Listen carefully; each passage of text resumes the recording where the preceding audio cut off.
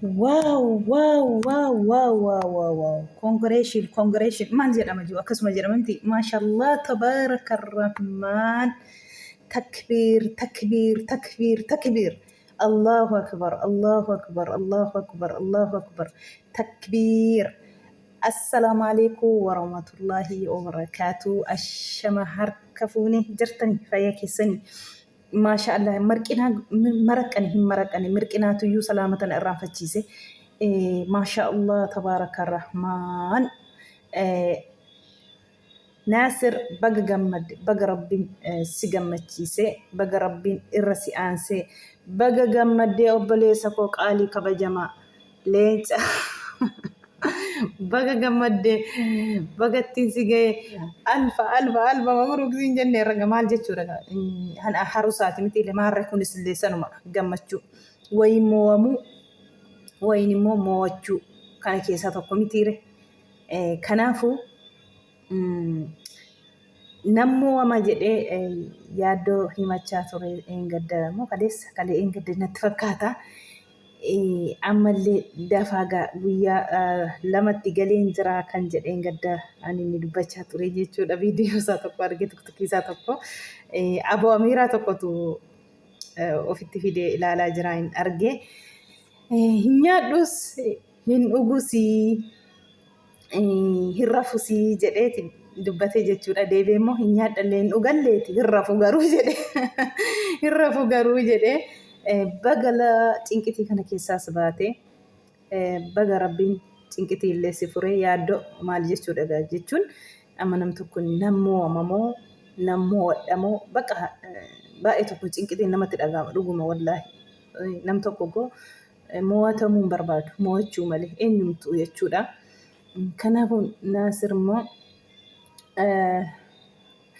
nyaachaan jiru dhugaan jiru rafaan jiru akka jedhe nyaachaan man jira jedhe deebi'ee immoo rafaan jiru malee akka jedhe iyyuu dhuguma keetii nulfaatti amma gaafa guyyaan sun geessee gar tokkotti layya'amutti baga rabbiin immoo irra si aansee baga gammaddee rabbiin baga si gammachiisee siin jenna gammachuun kee gammachuu keenya waan hundaayyuu والله ما شاء الله تبارك الرحمن بقى جمد بقى ربي تيسي سين جرا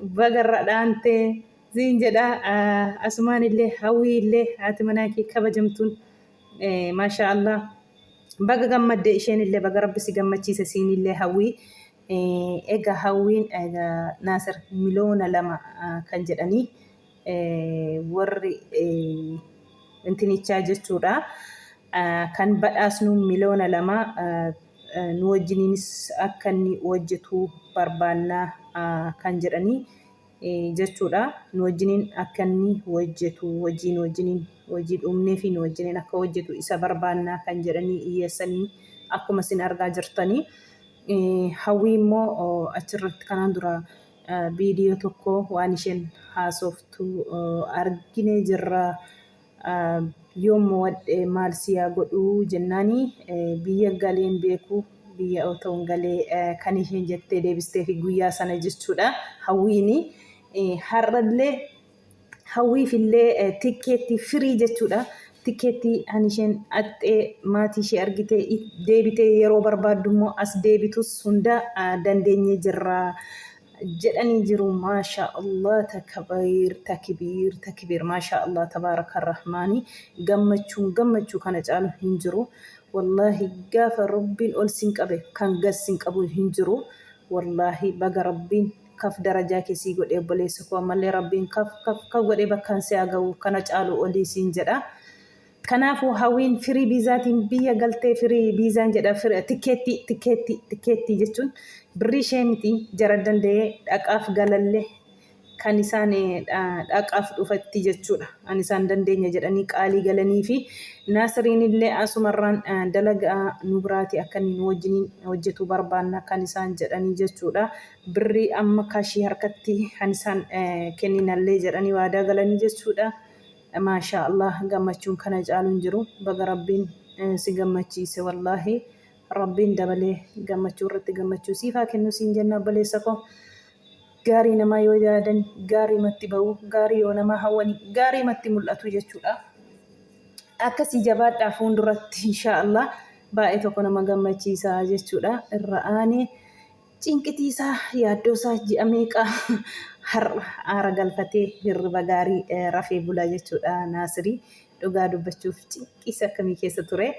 Har'a moo cinqiisan har'a aanee wanta jiruuf hirriba guyyaatti ji'a meeqaa kana hirriba ji'a meeqaa tammanni hin rafne har'a rafee bulaa jechuudha. Dhugaa rabbii har'a hinjifannootiin akkasitti gammachuutiin irra aanee jira wanta ta'eef maashaa Allah tabaaraka rahmaan siin jenneerra wallaahi baay'ee tokko gammadee jira wallaahi gammachuun daangaana darbee wanni hinjifate maashaa Allah lammiin gara biraallee gandumitti zarinnetii makanarratti wal nyaanna malee ijoollee baay'een hanfaanarra dhaabbataniitu jiru ijoollee Amaara keessaa jechuudha.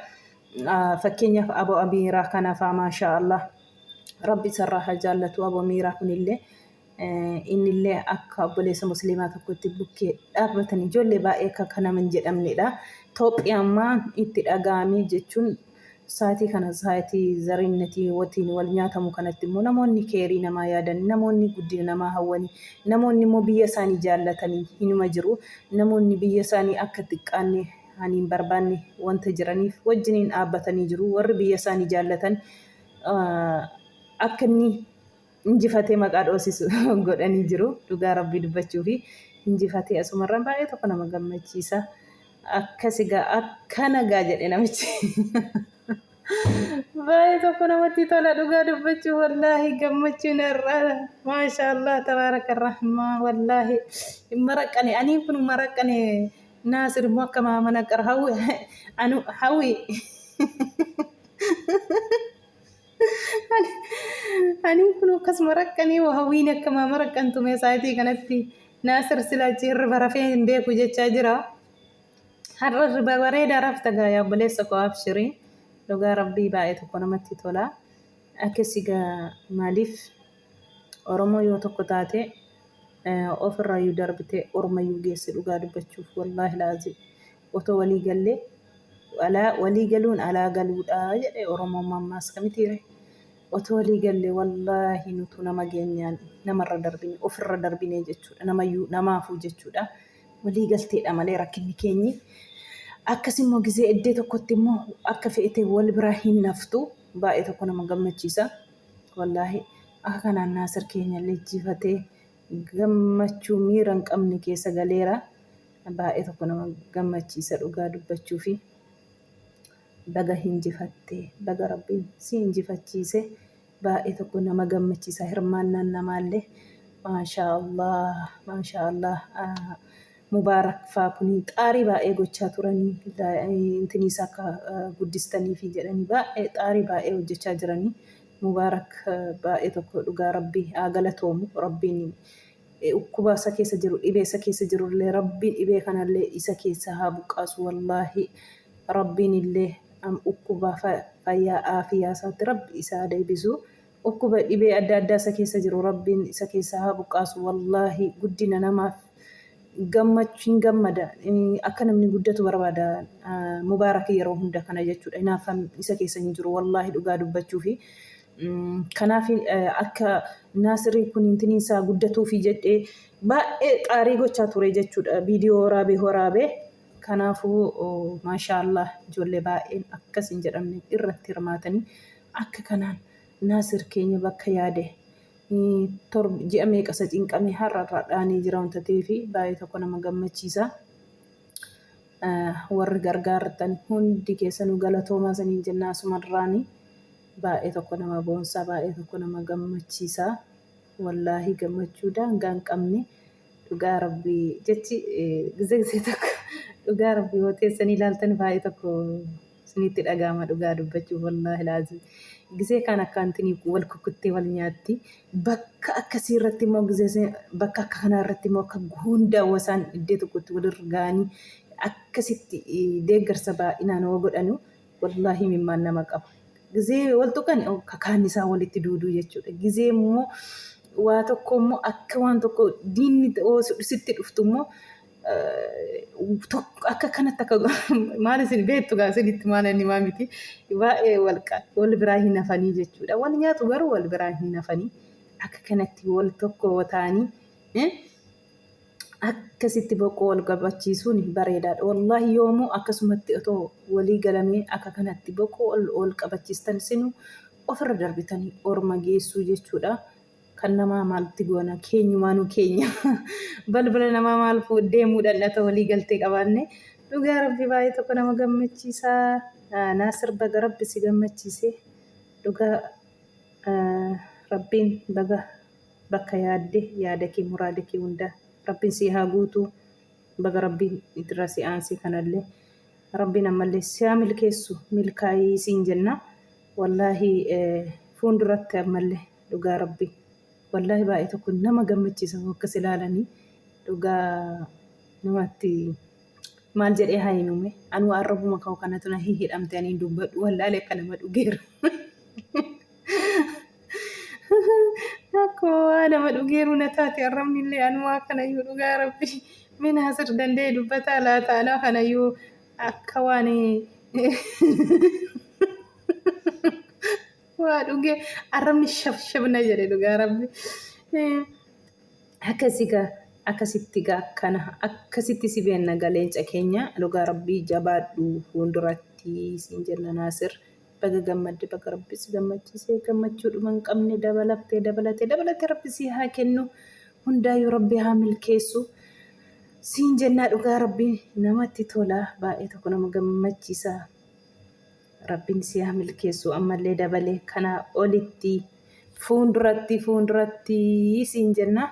Koongiriishin moo maal jedhani afaan jiraa kanan beennu baguma gammaddetti waan hundaayyuu afaanuma Oromootiin fayyadamna.